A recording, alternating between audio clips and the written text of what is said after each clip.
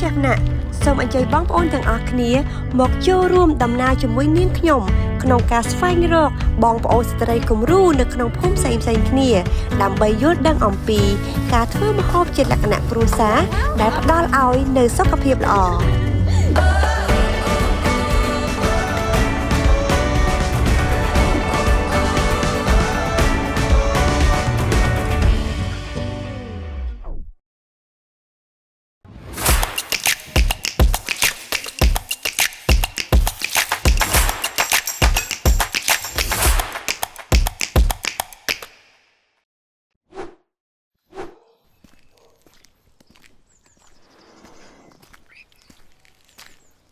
ជំរាបសួរបងប្អូនទាំងអស់គ្នាខ្ញុំChefណាបងប្អូនអើយថ្ងៃនេះណារីករាយមែនតើដោយសារតែខ្ញុំមានឱកាសដើម្បីមកជួបបងប្អូនស្រីម្នាក់ឈ្មោះថាសិដ្ឋាតហើយគាត់គឺជាស្ត្រីអស្ចារ្យម្នាក់ដោយសារតែគាត់ជាស្ត្រីមេផ្ទះផងធ្វើជំនួញផងហើយជំនួយរបស់គាត់គឺផ្ដោតទៅលើអាហារូបត្ថម្ភសម្រាប់កូនក្មេងតូចៗហើយដែលគាត់ហៅវាថា premix តោះឥឡូវយើងទៅជួបបងប្អូនទាំងអស់គ្នាប៉ុន្តែ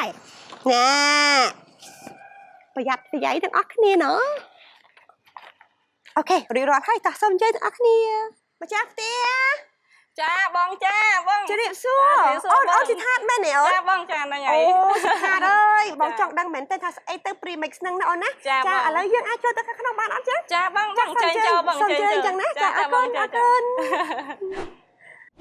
ហ្នឹងហើយបងនេះកន្លែងយើងផលិតម្សៅ premix ហ្នឹងណាត្រៀមរួចរាល់សម្រាប់ចាំបងហើយអូខេអរគុណហ្នឹងហើយរៀបចំបានល្អមែនតើឥឡូវឯងសុំប្រាប់តិចស្អីទៅ premix ហ្នឹងតាមដែលខ្ញុំ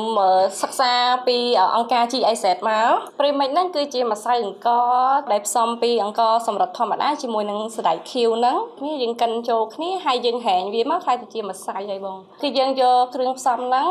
យើងវល់ថ្លឹងឲ្យហើយបងគឺអង្ករ7ភាគសណ្តែក3ភាគបើយើងថ្លឹងជាគីឡូវិញអង្ករគឺ7ខាំសណ្តែក3ខាំអូខេចាបងអូខេហើយយកវាទៅលាងឲ្យស្អាតយើងដាក់ហាលវាកំឡុងម៉ោង10ទៅម៉ោង10កន្លះអញ្ចឹងទៅយើងហាលតែកន្លះម៉ោងព្រោះស្មានហ្នឹងប្រតិតល្អហើយអត់ក្តៅខ្លាំងទេរៀងស្ងួតល្អតសោះល្អហើយយើងអាចយកមកលេងបានហើយអូខេលេងជាទូទៅយើងមើលលើកម្ដៅភ្លើងបើបច្ចេករាំងហ្គាសធម្មតាគឺយើងប្រើភ្លើងតូចល្មមលេងប្រហែលជាកន្លះម៉ោងអូលេងដល់កន្លះម៉ោងណាចាកន្លះម៉ោងហើយយើងឲ្យវារៀងព្រឿងបន្តិចកុំឲ្យព្រឿងខ្លាំងពេកហើយបន្តមកទៀតអូនេះត្រូវធ្វើអីទៅគឺយើងកិនហើយយើងហែងប្រែងដើម្បីយកសាច់ម៉ត់នៃម្សៅរបស់យើងហើយនឹងធម្មតាសណ្តែកវាមានក្បាលសណ្តែកនេះចាអញ្ចឹងយើងហែងយកក្បាលសណ្តែកចេញអញ្ចឹងណាបង premix មានអត្ថប្រយោជន៍ល្អសម្រាប់ទារកនិងកុមារទូទៅជាពិសេសកំឡុងពេល6ខែដំបូងរហូតដល់2ខួបហ្នឹងគឺសំខាន់បំផុតយើងនិយាយអំពីអត្ថប្រយោជន៍ premix ហ្នឹងគឺសម្បូរទៅដោយវីតាមីន B complex វីតាមីន A វីតាមីន C ហើយ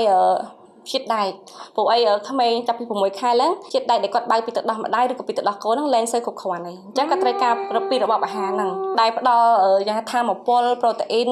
និងល្អសម្រាប់ការលូតលាស់របស់កុមារជាពិសេសហ្នឹងគឺពង្រឹងទៅដល់ប្រព័ន្ធភាពស៊ាំរបស់កុមារតែម្ដងចាត្រឹមតែគ្រឿងផ្សំពីរមុខយ៉ាងសាមញ្ញប៉ុណ្ណឹងមែនទេចាប៉ុន្តែ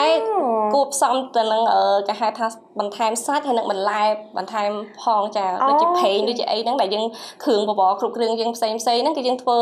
ដាក់បញ្ចូលគ្នាមកចាគ្រាន់តែថាហ្នឹងវាមានវីតាមីនរបស់វាហើយតែយើងបន្ថែមឲ្យគ្រប់គ្រាន់មានន័យថាគ្រប់អាហារ3ក្រមទៀតវាកាន់តែល្អប្រសើរសម្រាប់ការលូតលាស់របស់កុមារហ្នឹងតែម្ដងបងមិញអូនរំលឹកតកតងជាមួយនឹងអាហារទាំង3ក្រុមមានអីគេខ្លះទៅអូនគឺអាហារធម្មពលអាហារសាងសង់ហើយនិងអាហារការពារអូខេចាបងនៅពេលដែលបងលើពាក្យថា premix ហ្នឹងគិតថាវាដូចជាម្សៅមួយដែលយើងដាក់ទឹកទៅហើយឲ្យកូនក្មេងញ៉ាំចាអញ្ចឹងអាហ្នឹងវាខុសគ្នាមិនទេអូនចាបងម្សៅនេះគឺយើងអត់ដាក់ទឹកឲ្យក្មេងញ៉ាំហ្មងហើយយើងយកទៅបបរ3ទៅ5នាទីទៀតសិនបងមិនយើងអាចឲ្យកូនញ៉ាំបានគ្រឿងផ្សំមានតែពីរគឺសណ្តែកខៀវហ្នឹងជាមួយនឹងអង្ករសម្រិតយើងធម្មតាហ្នឹងឯងហើយចំពោះការប្រើប្រាស់ឬក៏ជ្រើសរើសគ្រឿងផ្សំទាំងពីរនេះយើងត្រូវជ្រើសរើសបែបម៉េចដែរអូនយើងរកប្រភពដែលយើងទុកចិត្តដែលគាត់ដាំដោះដោយសុវត្ថិភាពអីអញ្ចឹងណាបងចង់បង្ហាញគឺអង្ករគឺយើងយកពីអង្ករខាងអង្គការកាឌីដែលគាត់ធ្វើតេស្តទឹកធ្វើតេស្តដីរកជាតិអាសេនិកអីចឹងណាបងអញ្ចឹងយើងអត់បារម្ភថាវាមានជាតិអាសេនិកច្រើននៅក្នុងអង្ករដែលប៉ះពាល់ដល់សុខភាពកុមារអីចឹងណាបងអញ្ចឹងយើងមើលអញ្ចឹងទៅរកប្រភពដែលយើងទុកចិត្តចឹងចាបងប្អូនទាំងអស់គ្នាឥឡូវសិដ្ឋាតបានប្រាប់ពួកយើងហើយតាំងពីអត្ថប្រយោជន៍តាំងពីការចាប់ផ្ដើមហើយនឹងក៏វិធីក្នុងការដែលធ្វើ premix ដែរមិនចឹងទេសិដ្ឋាតណាចាចាអូខេយើងនឹងជួបគ្នាវគ្គក្រោយទៀត យើងត្រូវលាងដៃជាមួយសាប៊ូនិងជម្រះជាមួយទឹកស្អាតឲ្យបានត្រឹមត្រូវមុនពេលរៀបចំម្ហូបអាហារ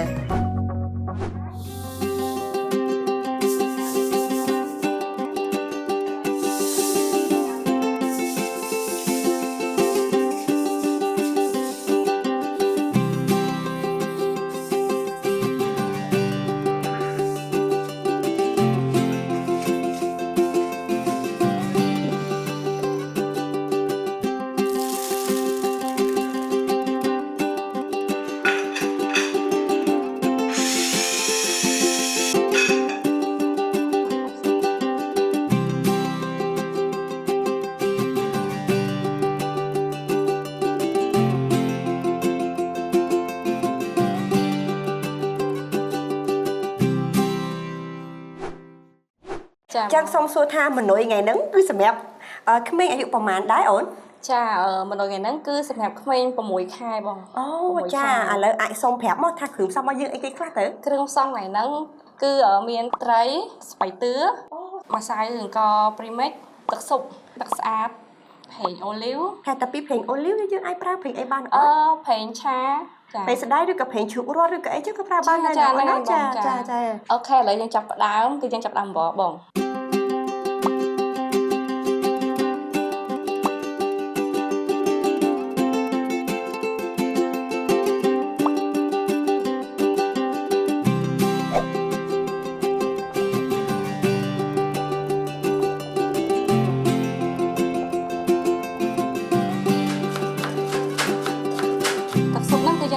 ពីសាច់ទ្រូងមាន់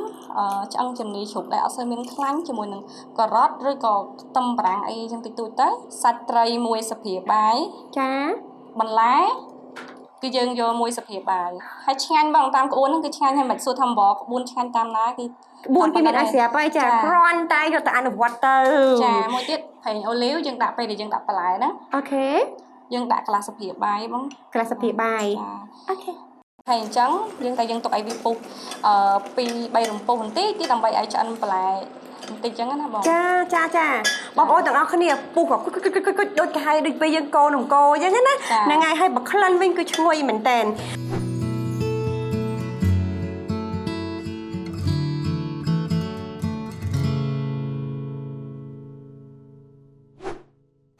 ឱកាសមាស1000ថ្ងៃដំបូងគិតចាប់ពីពេលពោះរហូតដល់កុមារមានអាយុ2ឆ្នាំគឺជាពេលវេលាមួយដែលឪពុកម្ដាយអាចបន្ថែមអាហារឲ្យគាត់ដើម្បីឲ្យពួកគាត់មានការលូតលាស់រាងកាយនិងខួរក្បាលបានល្អ